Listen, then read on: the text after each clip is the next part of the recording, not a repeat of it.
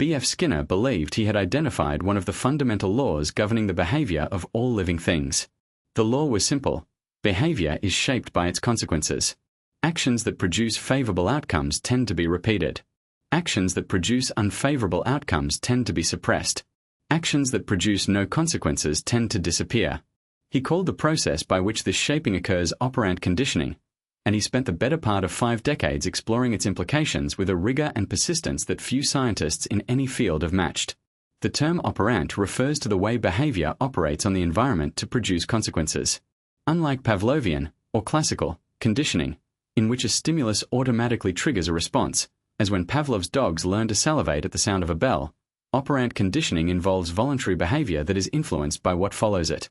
The organism does something. Something happens as a result. And the probability of that organism doing the same thing again is either increased or decreased, depending on the nature of the consequence. The key concept in operant conditioning is reinforcement. Reinforcement is any consequence that increases the probability of a behavior. Positive reinforcement occurs when a behavior is followed by the addition of something desirable: food, praise, money, pleasure. A rat presses a lever and receives a food pellet. A child says thank you and receives a warm smile. An employee submits a strong report and receives recognition from their manager. In each case, the addition of something pleasant following the behavior makes that behavior more likely to occur again. Negative reinforcement is one of the most commonly misunderstood concepts in psychology, often confused with punishment. Negative reinforcement also increases the probability of a behavior, but it does so by removing something aversive rather than adding something pleasant. A person takes an aspirin for a headache, the headache diminishes, and the behavior of taking aspirin is reinforced.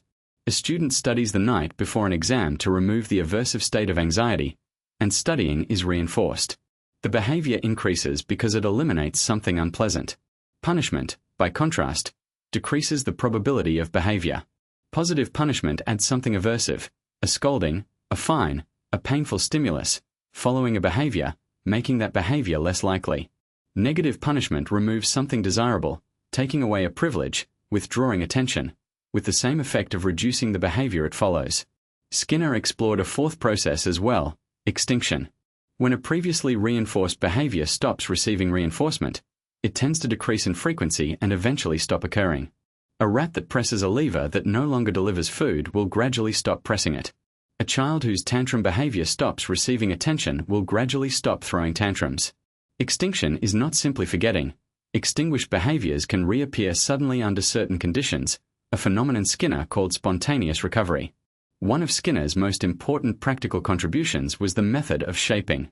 Shaping uses the principle of successive approximations to teach a complex behavior by reinforcing progressively closer approximations to the desired end behavior. You cannot simply wait for a pigeon to bowl. It will never happen.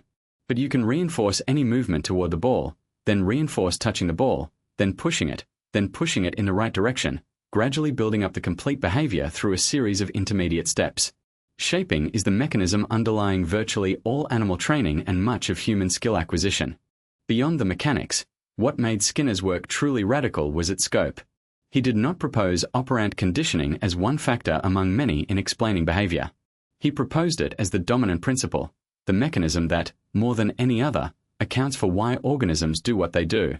Language acquisition, social behavior, cultural practices, creativity, ethics, addiction, work motivation, all of these, Skinner argued, could be understood through the lens of reinforcement contingencies.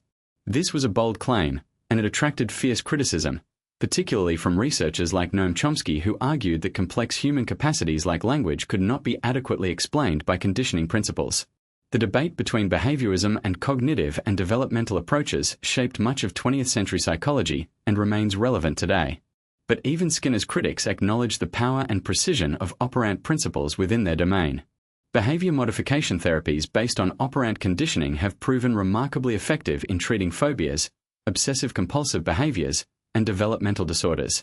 Token economy systems derived from Skinner's work transformed psychiatric and educational institutions. Applied behavior analysis, which draws directly from operant principles, remains one of the most evidence-based interventions available for autism spectrum disorder. Perhaps most remarkably, operant conditioning operates in every dimension of modern life without most people recognizing it. Social media platforms are engineered around variable ratio reinforcement schedules, the same schedule that makes slot machines so difficult to walk away from. Notification systems create conditioned responses. Gamification in apps applies reinforcement principles deliberately. Marketing, parenting advice, workplace management, and public health campaigns all draw, often explicitly, on Skinner's framework. Skinner's fundamental insight, that what happens after a behavior matters enormously for whether that behavior will occur again, is not a hypothesis anyone seriously disputes. It is a fact of life that every parent, teacher, manager, and self-reflective person learns through experience, whether or not they know the name B.F. Skinner. Subscribe to Psychology Theories Explained to explore more of the ideas that shape the modern mind.